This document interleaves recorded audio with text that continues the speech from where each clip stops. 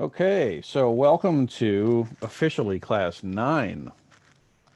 Yes, Class 9 of the Buddhist Neigong series, and this is Monday, November 23rd in the memorable year 2020. So last class, I introduced pulsing, right? Introduced pulsing as a specific topic, and I talked about it in terms of muscles and ligaments and fascia and blood, body fluids, which includes, by the way, synovial fluids, lymph. There's different kinds of fluids within the joints, all of that stuff. And then lastly, Qi itself.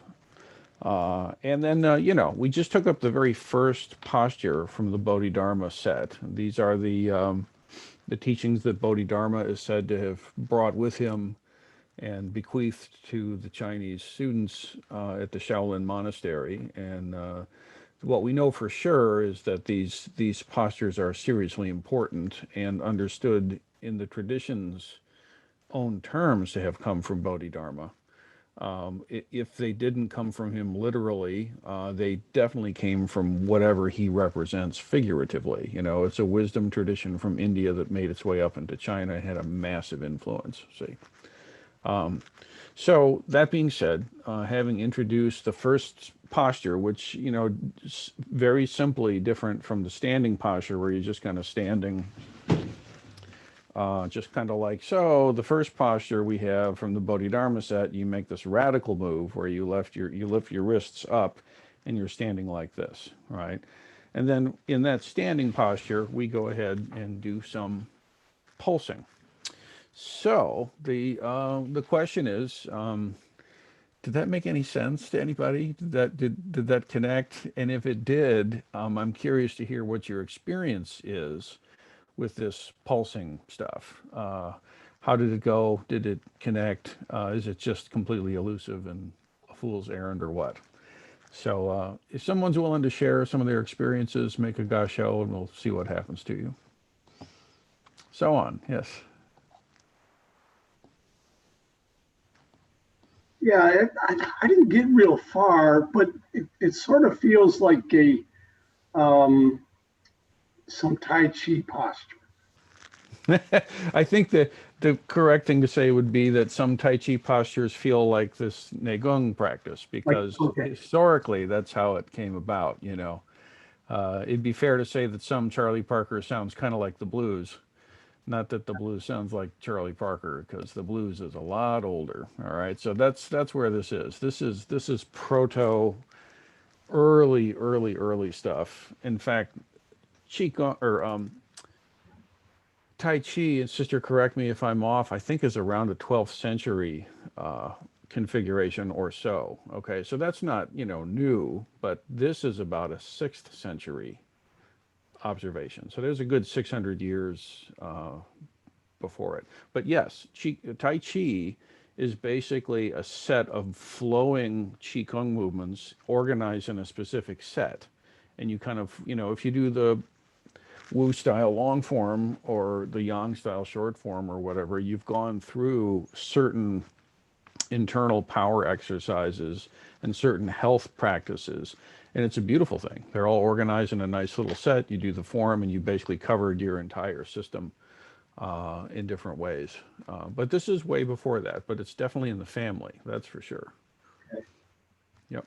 So that like I didn't feel anything pulsing as far as normal pulsing, but it was interesting to consider ligaments and fascia. Never think of those. Always think of muscle and bone, Yeah. ligaments and fascia. I guess I could sort of feel like I have some. Yeah, it's fascia, just to be one of the cool kids, you say it as fascia, not fascia. Yes. Well, But but the thing is that what you have to do is you have to kind of like you have to will yourself to feel it. You have to just be still and keep paying attention to your body and keep listening.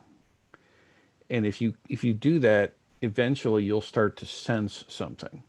But it's very much the case that you have to stop listening to what you usually listen to with your body. In other words, your awareness is typically taken up by the eyes, right? And so we're mostly aware of what we see. There's like a maniacal little person behind the eyeglasses who's kind of like steering the ship, you know. And we have to like let go of that consciousness and actually turn our awareness, turn the volume of our senses up on the body so that we can sense more and more what's going on. And with patience and attention, and the kind of attention that you cultivate in Zazen, you know, where you sit still and keep one point, that exact kind of skill, if you apply that to paying attention to the body, your body will start to reveal itself in different ways for you. But it takes time. It's not something you can just kind of rush through. And you wouldn't want to anyway. You know, this isn't a quick, cheap date. This is a long-term relationship here, you know, so you want to take time, really connect, take care of each thing, you know, build a solid foundation kind of stuff. It's not a quick, oh, it's that thrill. Yeah. So yeah, patience and continued effort, you know, and you'll feel it. I mean, this is the classic stuff where you come in to see the master and they say, okay, go turn, face the wall and stand there. And they don't teach you for like a year. And if you keep coming back and you keep sitting there facing the wall, eventually someone will get a clue that maybe you have some aptitude for this, and you'll get a little bit of a nudge, a little bit of a correction, but not too much until eventually you break through something and you start to get some sensitivity. And then if you can actually feel something, then it's like, well, this is a person that has some potential. So some guidance will start to come along for you gradually like that. Yeah, it's kind of not a very good American model of education, but traditionally not too off. Right. Here. Okay. Anybody else?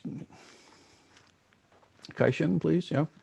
So as I was practicing it, I was kind of exploring the internal sense of the pulsing and where my attention was. And so the pulsing was happening in different parts of the bodies. Like I'd focus on the lower extremities or the upper extremities. It seems like either well, I don't know, but the pulsing is happening at a particular point of focus. I'm assuming it's not like, you know, a radiant thing in all places. It's like we're picking a specific region and then the pulsing unfolds there. That's one of the options. It can be a global systemic kind of radiating thing. That's another one of the options, right? So it's like it depends on where you concentrate. So for example, you can take the same posture. So let's see if you guys can see me well enough here.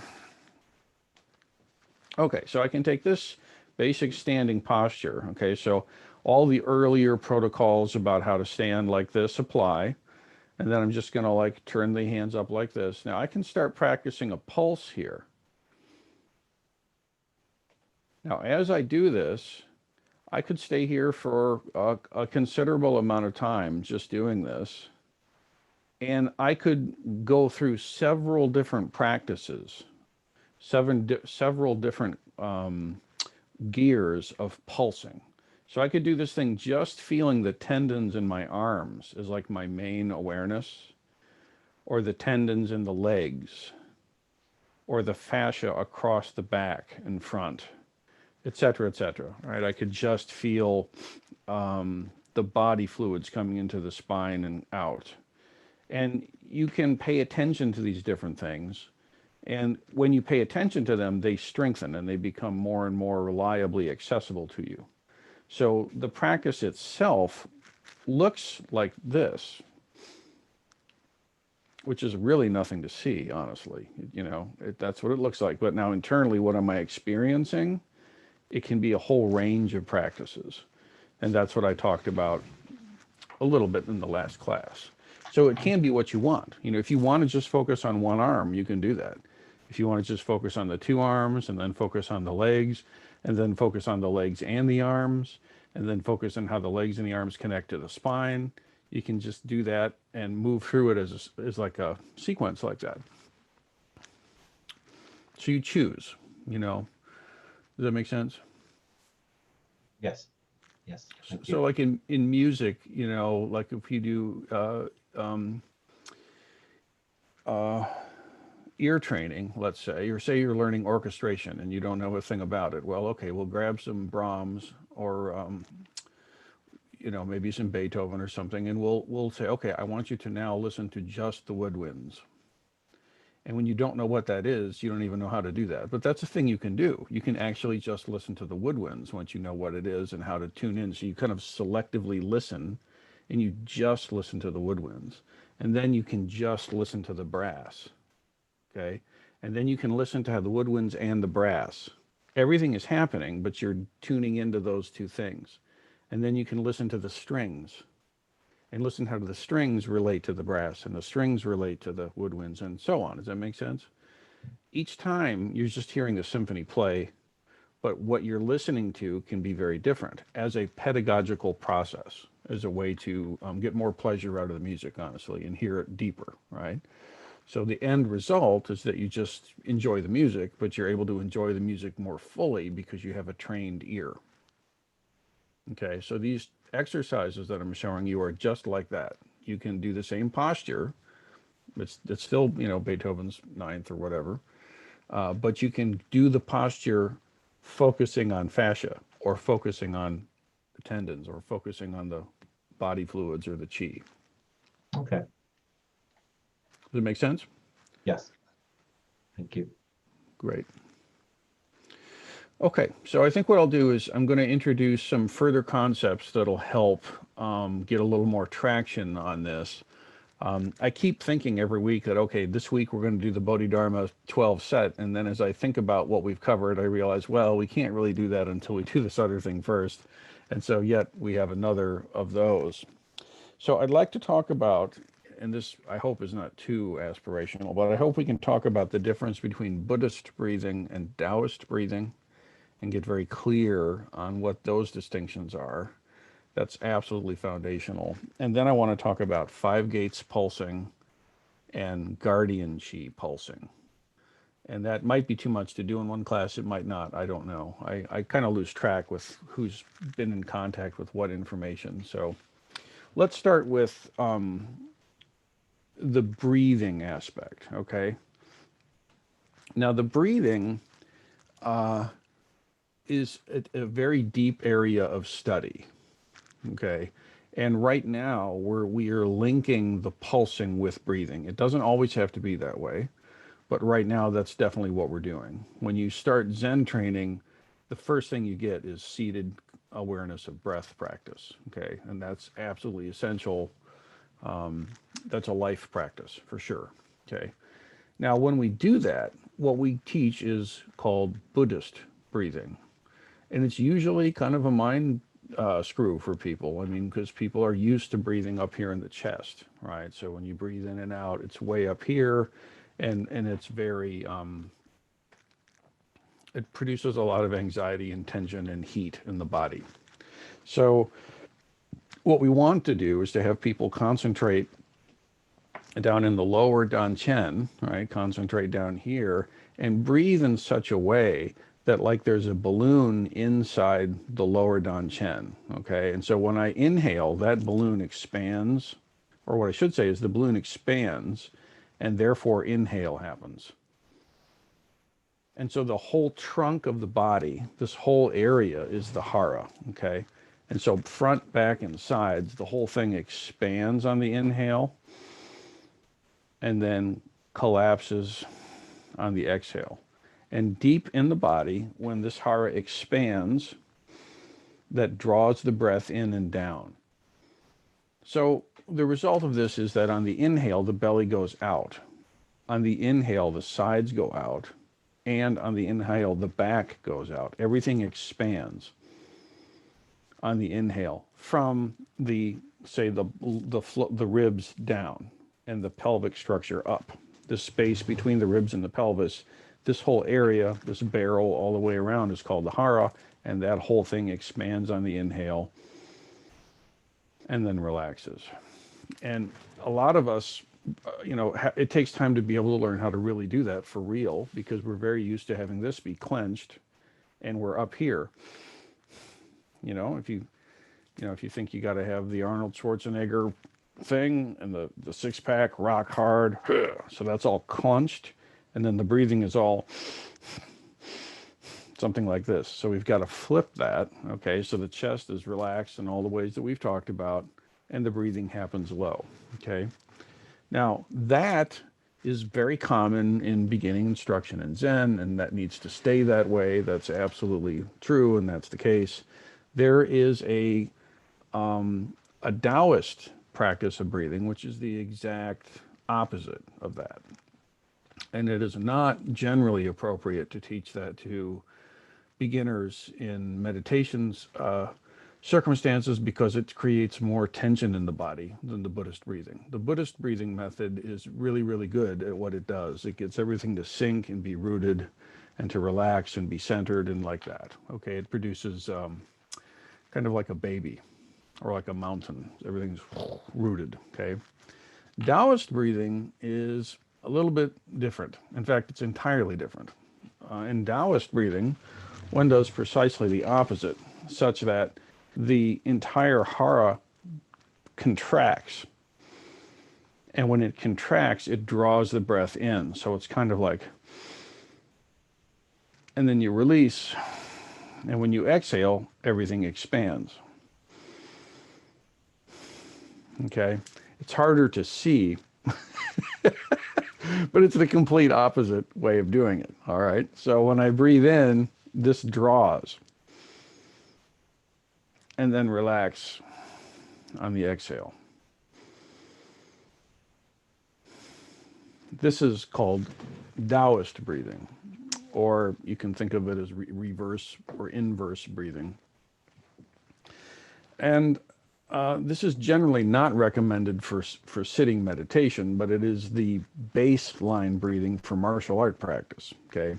In any kind of martial art practice that I've ever studied or encountered, Buddhist breathing is not what you do, okay? When you're breathing in, you bring all the energies in, and then the exhale, you release, okay? So it creates much more power and force in the body, and therefore it's more yang, okay? So not really conductive to Zazen. Zazen is yang enough. What you're doing with your mind, that's already extremely yang. So you don't need your breathing to be yang as well. You can yang out too much, right? So what we want to do here is, with the Taoist breathing, this draws in, okay? And you don't really want to make it like a crunchy. It's not like a crunchy or a sit-up or something like this. It's literally just draw everything in on the inhale. Hold it for a second and then release. So you draw in and then you release, right? That's Taoist breathing, okay?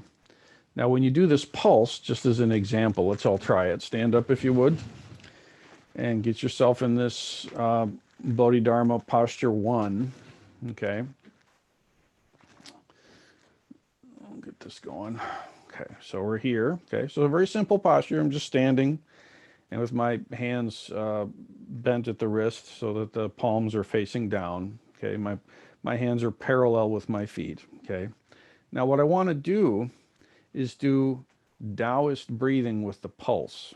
Okay, so what I'm going to do is as I inhale in, my joints are all going to close, and I'm going to make sure that my hara is drawing in. Hold it for a second and then release. And when you release, you let the belly out, you let the sides out, you let the back out. So in and then out.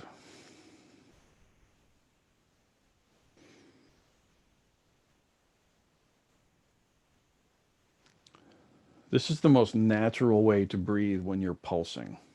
It's much more intuitive, actually, than the Buddhist breathing for this. And it's part of why this Qigong, this Buddhist Neigong, is such an excellent counterpart to Zazen practice.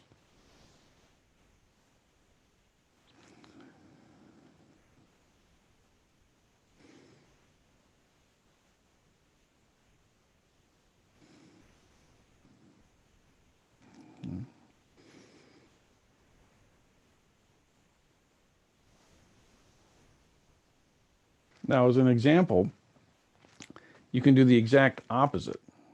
So same structure, same form, except when I breathe in, I'm going to let the belly out. And then exhale, it draws in.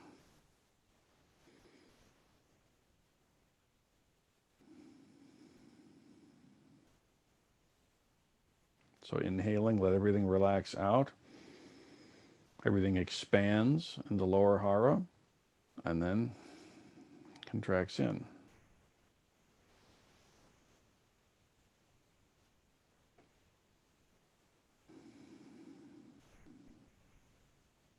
One more this way.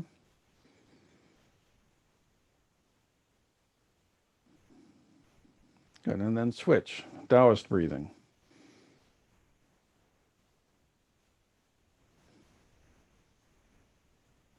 Remember, in Taoist breathing, everything draws in on the inhale,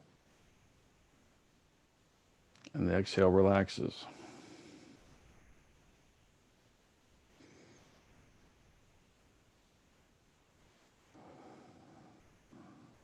And then switch again to Buddhist breathing.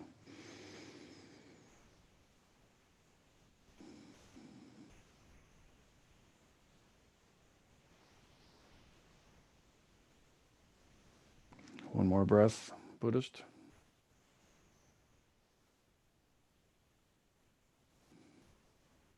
And then switch to Taoist.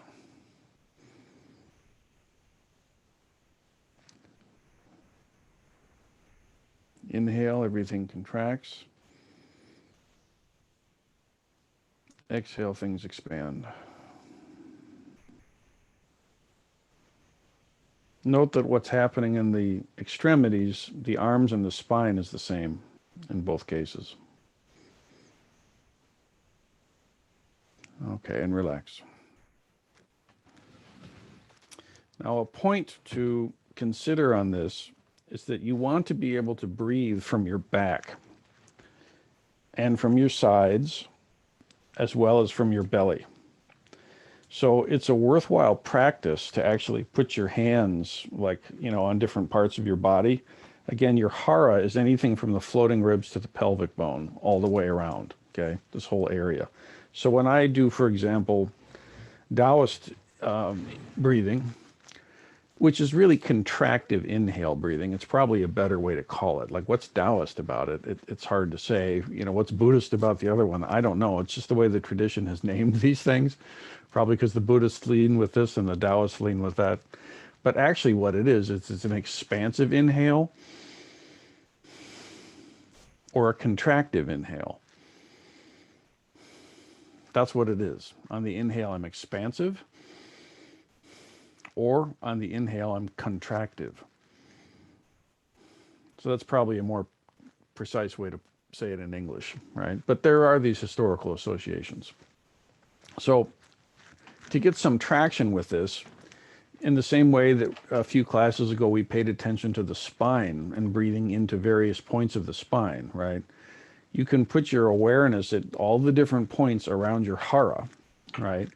And do expansive or contractive inhalations with it. So for example, if I want to practice Buddhist breathing or expansive inhale breathing, I can put my hands on my sides, okay? And I can breathe into those so that they expand on the inhale. It's very gentle. It's not a big dramatic thing. It's not Conan the Barbarian grabbing the broadsword and wielding it with two hands. It's really very light. It's a feather.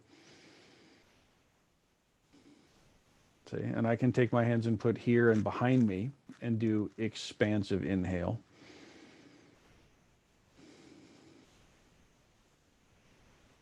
And you want to be sure that you can actually direct your breath to every point around the hara in an expansive way. And then, precisely the same, you want to be able to do contractive inhales. So I can go here again, and as I inhale, I draw in with my breath. And that drawing in draws the air into it. And then release.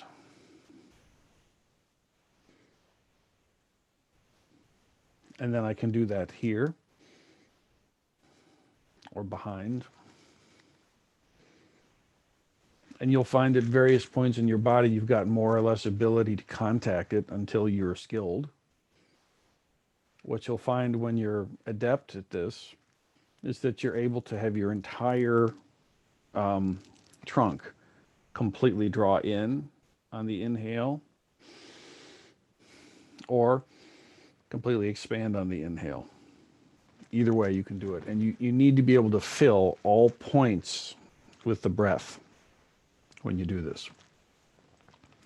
In earlier classes, I've said if there's a space in your body that you can't feel, you want to pay attention to that, because that non-sense,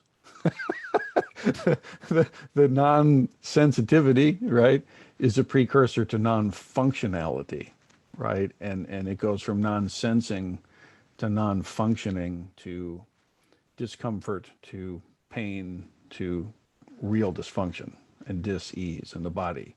So for example, if you get back where your kidneys are and you can't connect with it, I would pay attention to that and notice it. You don't want to get super aggressive, but you want to stay on point and learn how to breathe into your space. If we were in a non-virtual class together, I would, with your permission, allow you to put your hands on my body at these points and you would feel it right away. I can breathe right into those points and expand them or contract them. And it's a physical thing, just like turning your head. It's not a thought or a wish or a hope. It's a physical functioning. And it's not that hard, honestly.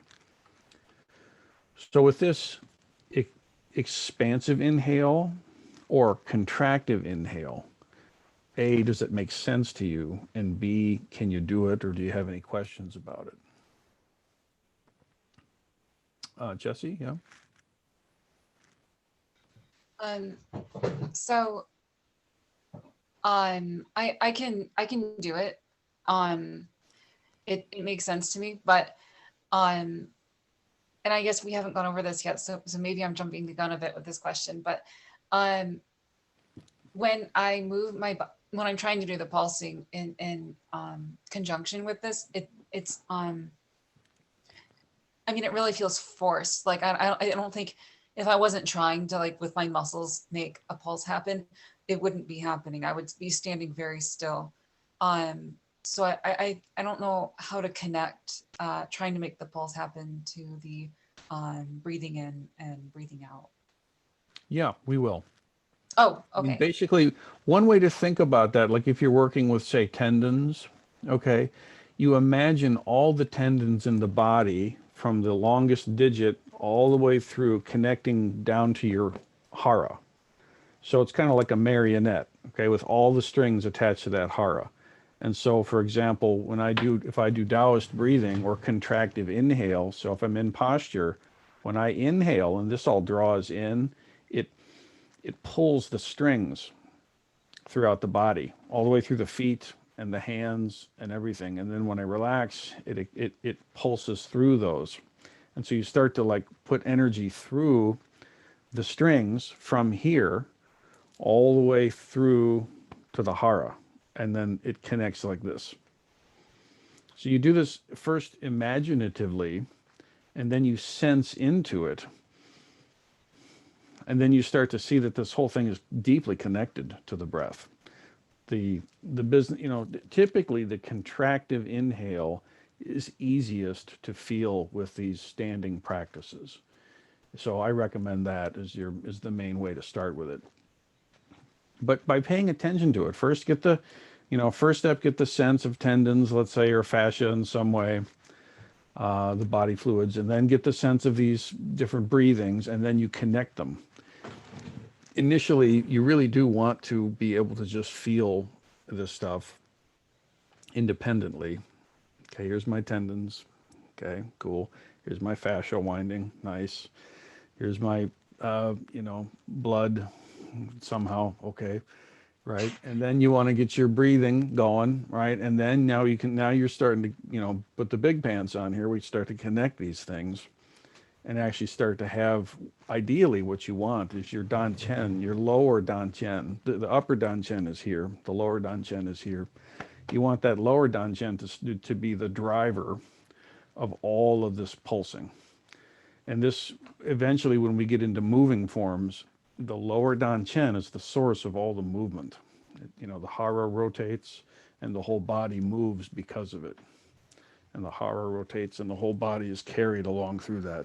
It's not that the body moves, you know, it's that the hara is moving inside. See?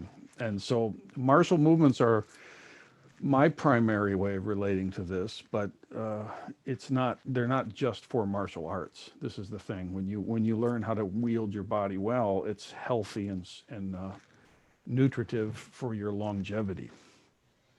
Okay. So the process does get us to where we can pulse from the breath. So you're not jumping the gun. You're on the same road we are. Thank you. Ankin, please. Yes. Yeah, I have a question about when you're releasing Mhm. the martial breath. It looks like you are kind of releasing slowly. Maybe is it initiated starting from the hara? Because like if I release, I can release it all at once, instantly. But that doesn't look like what you're doing. Are you? Yeah. So you're talking about the contractive inhale. You've got a contractive inhale, and now you're going to exhale. But it looks like you're kind of Yeah. slowly doing it. Yeah. It can happen very fast in at times of need, let's say. But actually, you know, for training, I want to go pretty slow and very conscious about it. You know. So is there a you're doing it on a pathway? Or you're not? What do you mean a pathway? Like, are you starting from your hara and releasing it out through your arm, or are you? Yeah, we're going to get there. Yeah. Okay. And again, depending on what I'm working on. So if I'm working on body fluids, let's say, so say I'm standing, okay, I'm just not standing because of the camera and stuff, but say I'm standing there, okay. What the piece this week to add is to generate the pulse from the hara. So if I'm going to do contractive inhale and say I'm going to do the pulsing form thinking about body fluids, then what I want to do is I want to have the hara contraction be the initial movement. So I'm here in my posture. The hara begins to draw in on the in-breath, and everything, all the fluids in the body in this case, are drawn down into the one point, down to the hara. And then when they expand, those same fluids are then rolled out to the extremities. Okay. Okay. Now, when you do that, it's like you imaginatively at first, but you actually, eventually, you feel through the muscles and through the arteries and veins, and you feel the fluids all coming in and going out, coming in to here and then going out. And this is the upper extremities, the arms and the legs and the feet and the toes and the head, all of it. But the what's generating that is here. Hmm. So when I'm doing that, it's going to be pretty slow and pretty precise, right? It's like practicing long tones and just making sure your pitch is right on there. And then say you're working on vibrato, you really control it. It's like a pedagogical exercise to be able to do that, right? If I can't do that, I can't control my own breathing. When I'm doing this for an extended time, I let the breath eventually become naturally paced. Okay, but I have to do it very intentionally for a while to set it right. This is my practice at this time. Okay, when I set it right, it might take me. It's hard for me to say how long at this point. It doesn't really matter. It will take you a certain amount of time to actually get it connected. And then once it's connected, you can kind of relax and just kind of keep your eye on it and you just feel it. And then it'll have its own intelligence about what speed it wants to pulse at. But it's controlled. It's not like falling. You don't just let go and fall. It's a controlled descent. Does that help? Yeah, thanks. I think from Alexander technique, from doing that for so long, I do have the sense of being able to do it quickly, but yeah. I think Feldenkrais and Alexander technique and Bodhidharma was not the only person to have a human body and notice it. you know, there are a lot of good training systems that are out there, and they all have, different strengths and weaknesses, including this one. In fact, the history of the development of Kung Fu and Qigong is basically one generation kind of like saying, that's good, but what about this? And so they improve it as it goes on. So, 500 years of research, they say, well, maybe we can change this thing, and they do, and so it improves over time. It's pretty interesting. Shokai, you've been trying to get a gasho to happen once in a while here, I think. So with the Buddhist breathing, it just happens naturally, right? The exhale and the inhale. It's like we always say in beginning instruction, you're not managing the breath in any way. That's it just true. happens that way. That's true in Zazen, but that's not true in pulsing. Okay, when you're doing standing pulsing, you're actually controlling it until you don't need to. Okay, so Buddhist breathing is not really the best way to approach pulsing. I'll just say it. You want to do the expansive inhale when you're sitting. There are certain forms like this form. This form right here, it's very easy to do Buddhist breathing when you expand. In Aikido, we call this Shin Kokyu. So this movement here is expansive, right? I'm going up on my toes and I'm opening like this. And so it's very natural to feel the hara expand and the sides expand because it's a flowing movement of expansion. Now, when I do that, I'm controlling the breath as an active thing. I'm guiding it and I'm controlling it. Right? Now, that is not what I'm doing when I'm sitting Zazen. When I'm sitting Zazen, I'll center in there, do a few deep breaths maybe to get centered, and then let it go and let the breath breathe itself. Does that make sense? Yes. But then the inhale in the Taoist breathing, I mean, how, you make this, you make this hand movement as a woman who has born children. I'm thinking, I don't think that's going to work. Well, it's, as a man who's had lots of squishy. beer, it presents challenges also, I mean, so the thing is though, that your internal structure is capable of yang movement. Your internal structure is capable of yin movement. Whatever constraints or restrictions we have, if we have someone who's in a wheelchair, I would give the same exact guidance, okay? But they're in a wheelchair. Well, we got to figure out how it works for their body, right? But there is some way, as long as your body is alive and you're functioning, there is a yin and a yang way of being able to move your body in various places, right?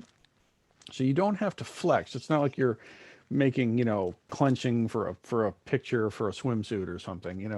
It's not muscular. This is one of the great challenges to Westerners trying to work on Qigong is we think of it as like a bench pressing or something. We take the one more rep mindset to it and it's completely wrong. This has got to be very gentle, very flowing, but it is directed. Okay. So it doesn't have to do with muscular contraction or Olympian physique or anything like this, but it does have to do with controlling the breath. So, and somebody did send me a question literally about fat, as long as I'm on the subject. I have some, for example, here. And fat is not really one of the, you don't do anything with that per se. It's not like the muscles or the lymph or the blood or the ligaments or the fascia or the tendons or any of that stuff, the bones, even the marrow. These are all workable things. Fat is just not workable. It just sits there.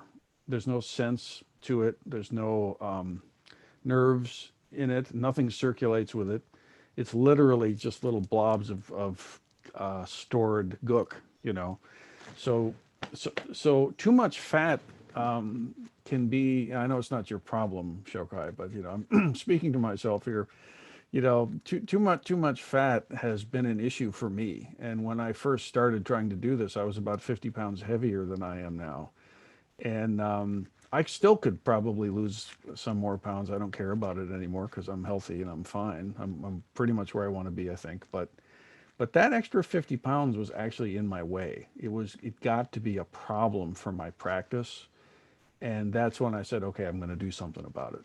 And so I changed my diet and stuff, and I dropped some weight, and lo and behold, a lot of this sensitivity to the body became much more accessible to me, because prior to that, I had a lot of gook in my system, frankly. And it's just a deadening agent. It's unhelpful. It's not good for longevity. Some, of course, is good in reserve, but in excess, it gets in the way. So that is the one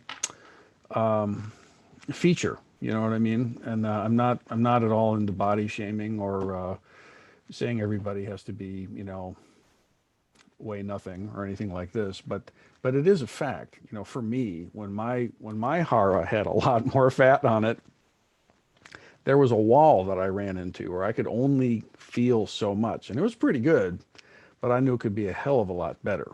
And so I actually needed to drop weight in order to be able to feel more, and it helped me immensely. Which also is not what you asked about, Shokai, but there it is. I guess, like I've been reading the book and it's really everything is from a male perspective. Relentlessly, just- yeah. That's irritating me too. Yeah. No, it's And true. I'm thinking, you've had multiple kids, you're warned about prolapse and all that stuff. And then I'm thinking, should I really be doing that?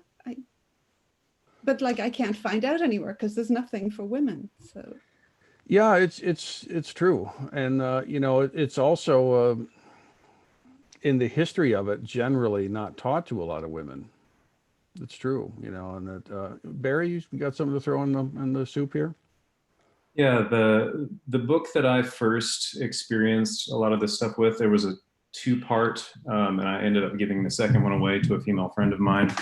But I'm trying to remember the name of the author. I'll share it with you. I mentioned him to you before, but there was a pair of books, Harnessing the Taoist male sexual energy and Harnessing the Taoist female sexual energy. And it supposedly addresses the differences in the systems. So I can go grab it off of the shelf and try to remember the name of the author, if that's of benefit. Yeah, and I mean, it is a weakness. All the Qigong teachers I've had are all men, and they all come from masculine lineages, usually embedded in martial practice. And certain things, like in Shaolin lineage, they're not only not taught to women, it's the traditional teaching is women should not do this. It's damaging. Not anything that I've shown you, but there are specific, very strenuous things. I don't have experience with those practices, but it's not uncommon. Here, what I've learned, everything we've talked about so far, the guidance that I've heard, even from the male teachers that I've had, is that these apply the same to everybody, and just kind of work with it and figure it out. So I can't speak from a woman's body's perspective on this stuff. I know that is what I've heard. I know what the practices are that are supposed to be very dangerous for females to do, and I'm not doing any of those here. And they're not really relevant to anything I do anyway, honestly.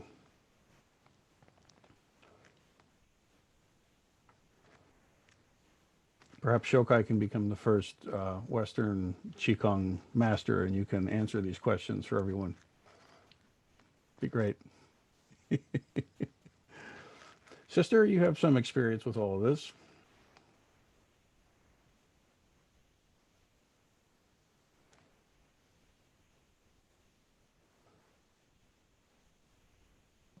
There you go. When we do Tai Chi and teach Tai Chi, we don't really talk a lot about breathing. We just said, make sure you do it. It's really important to breathe. Beats the alternative, yeah. Right. I keep reminding people, are you breathing?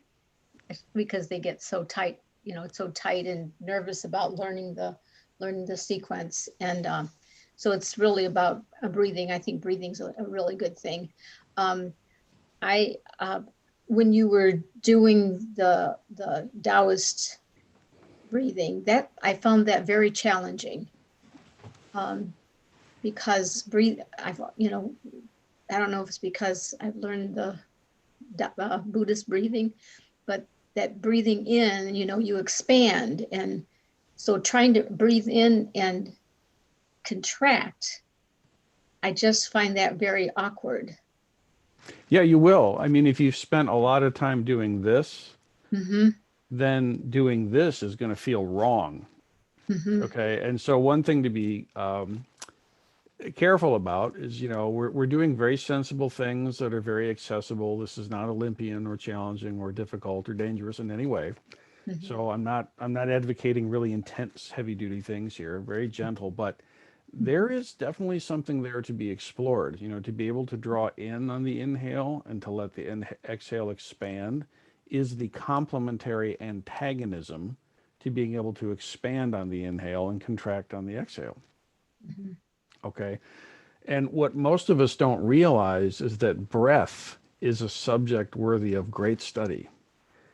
Just go ahead and breathe is a really good general, it's sound advice for any of us who wish to continue living. It's good, it's solid advice, and it's an art form. If you look at yogic traditions, pranayama, if you look at the Tibetan versions of breath practices, it's a very sophisticated, subtle form of training. Also, the ancient Greeks had access to this, all right? And so there's a lot more there than breathe. That's an excellent general guidance, to be sure. Mm-hmm. But this basic distinction, if you took this whole world of breathing, which exists, I mean, I have books and books on the science of breath where they talk about hundreds of different breath exercises and different things to do. It's quite astonishing. Who would think, for God's sake, you're either breathing or you're not? What's the big deal? Well, it turns out it's kind of like, well, just hit the guy. What's the big deal?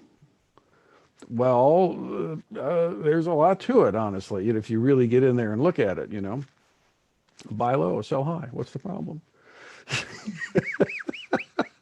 So anyway, there's actually quite a lot into breath, but to my experience, that actually boils down to this basic duality, this basic polarity: expansive inhale, contractive exhale, and its opposite, right? The Taoist yin-yang sign, right?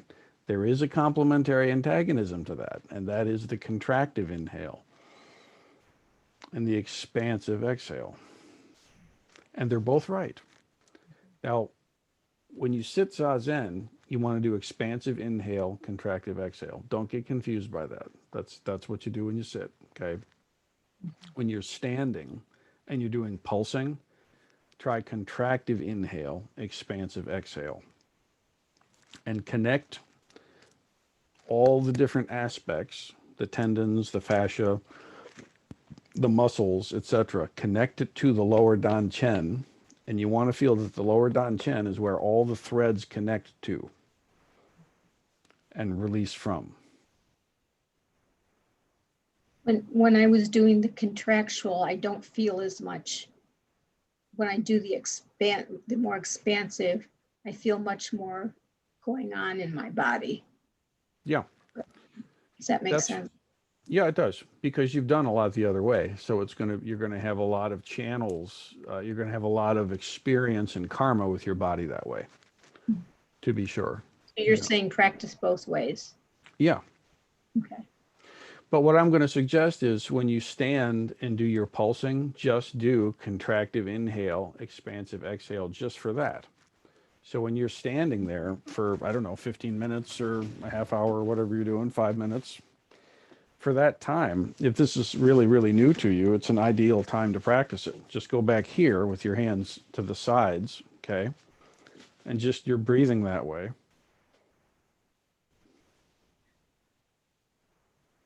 And it's a very light, I should say too, also the pelvic floor is part of the hara. So when this contracts front, back, and sides, it also contracts from the top and it contracts from underneath.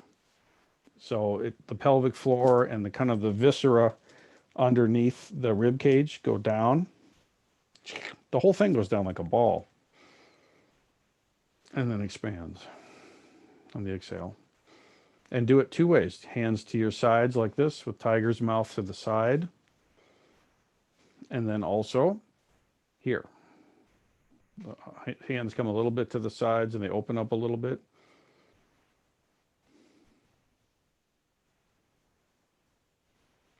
Now I saw on the notes, I think Barry posted Mantak Chia.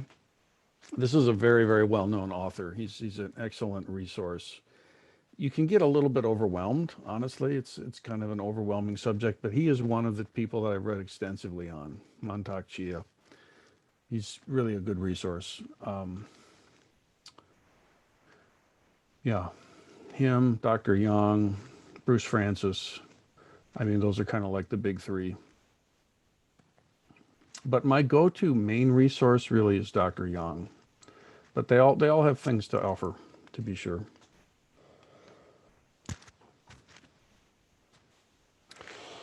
Okay, so we didn't get to 5 gates pulsing, and we didn't get to guardian chi pulsing, but that's what's on cue for next time. We kind of did a little bit. In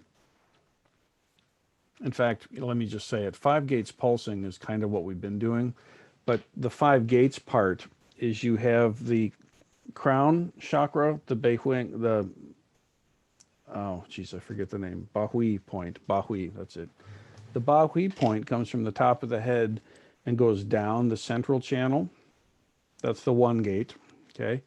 2 is, 3 is the arms, and then 4 is the legs.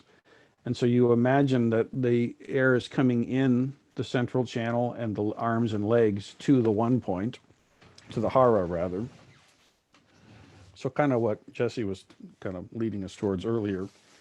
So I'm going to visualize coming in from here, arms and legs, gathers to the center, and then out. And again, it's gentle. It's not like a push-up or a crunchy.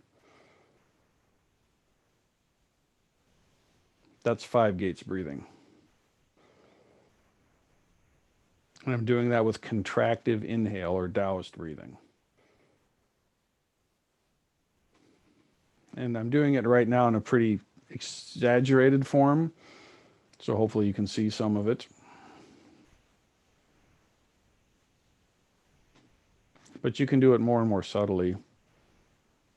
And as you do the 5 gates breathing, you can work on any of those different muscles, ligaments, fascia, fluids, or just the chi itself. And probably next week I'll start with 5 gates, talk more extensively about the chi. Okay, questions, comments, or a quick sonnet from memory?